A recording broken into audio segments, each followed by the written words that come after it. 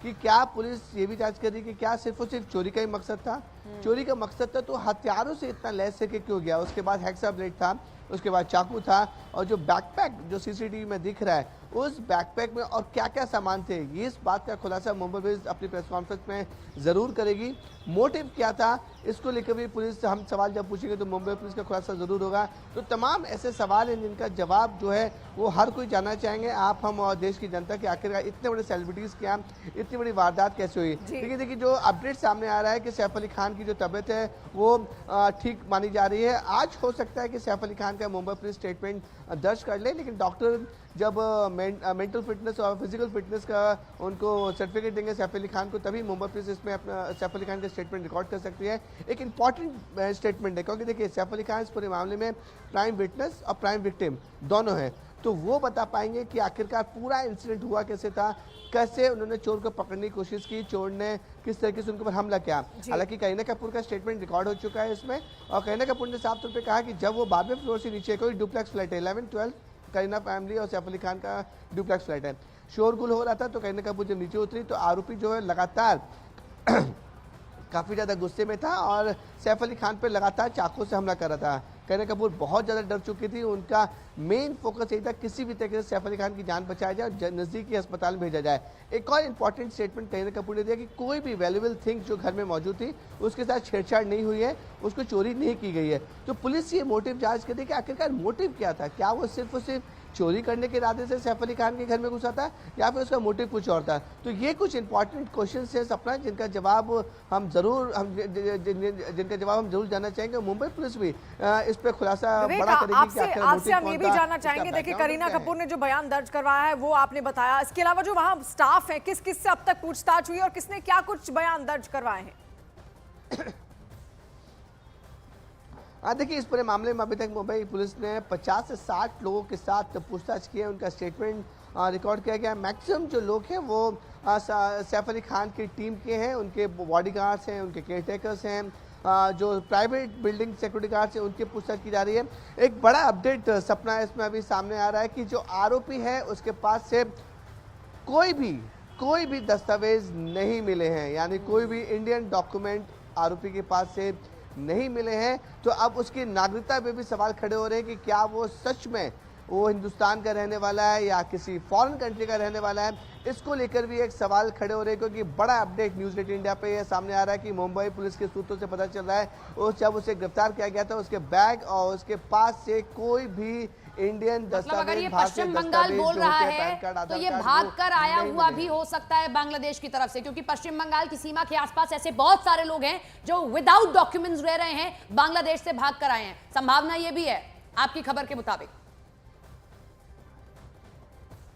जी देखिए इस पे हम लोग अभी तो ज़्यादा डिस्क्लोज नहीं कर सकते, पुलिस भी ज़्यादा डिस्क्लोज नहीं कर सकती कि कौन से फॉरेन कंट्री का है या नहीं, लेकिन पुलिस इस एंगल में भी जांच कर रही है कि देखिए इसके पास से कोई भी डॉक्यूमेंट नहीं मिले। अमूमन कम से कम अगर जो कुछ होता है तो उसके बाद Aadhaar card, pan card, driving licence, कुछ तो डॉक्यूमेंट होता है इंडियन डॉक्यूमेंट जो ये एस्टैब्लिश कर सके कि वो इंडियन है। अब देखिए बड़ा अपडेट सामने आ रहा है कि उसके पास से मुंबई पुलिस सूत्रों से जानकारी मिल रही है कि एक भी भारतीय दस्तावेज नहीं मिले हैं। तो अपने आप में ये जो खबर है वो बहुत ज़्यादा बड़ी होती नजर आ रही है। अगर ये फॉरेन नेशनल स्टैब्लिश होता है तो अपने आप में ये सवाल खड़ा हो जाएगा कि आखिरकार कोई फॉरेन नेशनल किस तरीके से इलीगल तरीके से यहाँ पर पश्चिम बंगाल में आता है, फिर मुंबई में आ जाता है, मुंबई में आने के बाद इतनी बड़ी घटना को अंजाम देता है, इतनी बड़ी वारदात को अंजाम देता है, उसका मोटिव क्या है। तो अब इसकी जो नागरिकता है उस पर भी सवाल खड़े हो चुके हैं, उस पर भी पुलिस अब जांच कर रही है कि आखिरकार ये जो नाम बताया जा रहा है मोहम्मद इलियास, वो सच में हिंदुस्तानी नागरिक है या नहीं। इसको लेकर भी मुंबई पुलिस और तमाम एजेंसियां अब इस पर जांच कर रही हैं। और सवाल ये भी खड़ा होता है कि ये क्या कोई किसी आपराधिक प्रवृत्ति का है या फिर नहीं, क्योंकि अगर चोरी करनी होती तो आम चोरी भी कर सकता था, किसी आम घर में जा सकता था। इसने सीधे एक सेलिब्रिटी का घर चुना, सैफ अली खान का घर चुना, जो कि नामी अभिनेता है, उनके परिवार को डराने की कोशिश इसकी ओर से की गई। तो एक बहुत बड़ी साजिश के तहत भी यहाँ पहुंच सकता था। विवेक एग्जैक्टली देखिए अभी तक जो जानकारी मिल रही है इसका कोई भी क्रिमिनल बैकग्राउंड पुलिस को नहीं मिला है। यही वजह है कि इस पर सवाल खड़े हो रहे हैं कि आखिरकार ये सच में पश्चिम बंगाल की जो क्लेम कर रहा है कि पश्चिम बंगाल का रहने वाला है या नहीं है, या फिर किसी फॉरेन कंट्री का रहने वाला है। अगर यहाँ पे होता तो कोई ना कोई रिकॉर्ड इसका ज़रूर होता, कोई रिकॉर्ड नहीं है इसका अपना मुंबई पुलिस में भी और आसपास में भी मुंबई पुलिस ने देखो इसको गिरफ्तार किया गया था रात के 1:30 बजे के आसपास। लगभग 5-6 घंटे हो गए हैं, लेकिन अभी तक कोई भी ऐसा ऑफिशियल डॉक्यूमेंट नहीं मिला है कि जिससे ये स्टैब्लिश हो सके कि वो एक भारतीय नागरिक है। कोई भी क्रिमिनल बैकग्राउंड नहीं है, तो पुलिस का शक और गहराता जा रहा है कि आखिरकार ये सच में ये भारतीय नागरिक है या नहीं, इसको लेकर भी सवाल खड़े हो रहे हैं। अब पुलिस इस एंगल में भी जांच कर रही है कि क्या अगर ये फॉरेन नेशनल है तो ये किस तरीके से इसकी एंट्री होती है पश्चिम बंगाल में, पश्चिम बंगाल से किस तरीके से ये भारत में आता है। एक और अपडेट आपको इंपॉर्टेंट अपडेट बताना चाहूँगा सपना और शिवानी कि इसके कोई भी फैमिली मेम्बर मुंबई में और आसपास के इलाकों में नहीं है। पुलिस सूत्रों का कहना है कि अभी तक जो जानकारी मिल रही है ये इकलौता अकेला शख्स है जो अलग अलग छोटे मोटे काम करता था, फिर उसने इस वारदात को अंजाम दिया। इसके माता पिता कौन है, इसके भाई बहन कौन है, अगर इसकी शादी हुई है तो बीवी बच्चे कौन है, इसकी कोई जानकारी ये शख्स नहीं दे रहा है। तो कई सवाल जो आरोपी पकड़ा गया है उसको लेकर खड़े हो रहे हैं कि आखिरकार ये कौन है, इसकी फैमिली कहाँ की रहने वाली है, इसकी ओरिजिनिटी ये कहाँ की है, नागरिकता कहाँ की है। एक चीज बताइए, मुझे लगता है अगर उत्तर प्रदेश में है तो महाराष्ट्र में भी होगी कि अगर आप किसी को रेंट पर कोई चीज देते हैं या किसी को आप अपना केयरटेकर रखते हैं, नौकर रखते हैं, सर्वेंट रखते हैं, किसी काम पर रखते हैं, तो आपको उसका आधार कार्ड या पैन कार्ड या कोई पहचान लेनी पड़ेगी। लेकिन अगर इसके पास कोई कागज नहीं है और ये बावजूद इसके उस बार में काम कर रहा था, यानी कि फिर सवाल तो बार वाले पर भी खड़े होंगे, उस होटल पर भी खड़े होंगे कि आप किसी के डॉक्यूमेंट्स लिए बिना आप उसको काम पर रख रहे हैं, और ऐसा एक नहीं फिर तो 10 होंगे। एग्जैक्टली सपना, देखिए यही सवाल हम और शिवानी भी डिस्कस कर रहे थे सुबह में। यही सवाल हमने भी पूछा था कि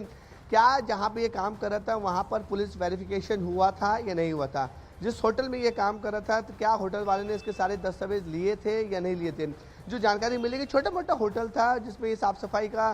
काम करता था, उसके लिए भी मुंबई जैसे जो इतना सेंसिटिव शहर है, मुंबई और आसपास के इलाके में छोटे छोटे काम करने वाले लोग की भी वेरिफिकेशन किया जाता है, उसके सारे दस्तावेज लिए जाते हैं। अब ये होटल वाले पे भी सवाल खड़े होंगे, क्या इसने इसको जो मोहम्मद इलियास इसको रखा था काम के लिए, उसने इसके डॉक्यूमेंट लिए थे या नहीं लिए थे। साफ़ सफाई का ये काम करता था वहाँ पर, तो ज़रूर है कि ये हर हाल में मुंबई पुलिस उस होटल वाले से भी पूछताछ करेगी कि उसने किस आधार पर इसको काम करने के लिए रखा, क्या उसने पुलिस वेरिफिकेशन कराया था या नहीं कराया था, क्या जब रखा तो कोई डॉक्यूमेंट थे या नहीं थे, उस एंगल में भी जांच की जाएगी। लेकिन अभी तक की जो इन्वेस्टिगेशन में जो मुंबई पुलिस के सूत्र बता रहे कोई भी डॉक्यूमेंट इसके पास से नहीं मिला है, तो शक गहरा रहा है कि क्या ये सच में इंडियन नेशनल है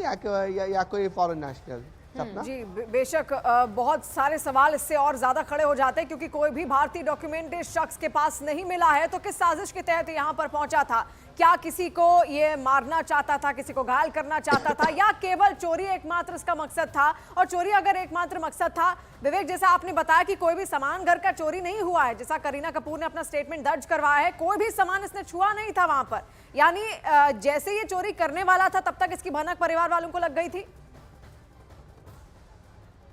एग्जैक्टली देखिए पुलिस का भी यही अभी तक की जो थ्योरी है पुलिस की, यही लग रहा है कि ये चोरी करने के इरादे से तो घुसा होगा, लेकिन चोरी करने से पहले ही ये रंगे हाथों वहाँ पे पकड़ा जाता है। पकड़े जाने के बाद जब ये भागने की कोशिश करता है तो सैफ अली खान उसे पकड़ने की कोशिश करते हैं। उसी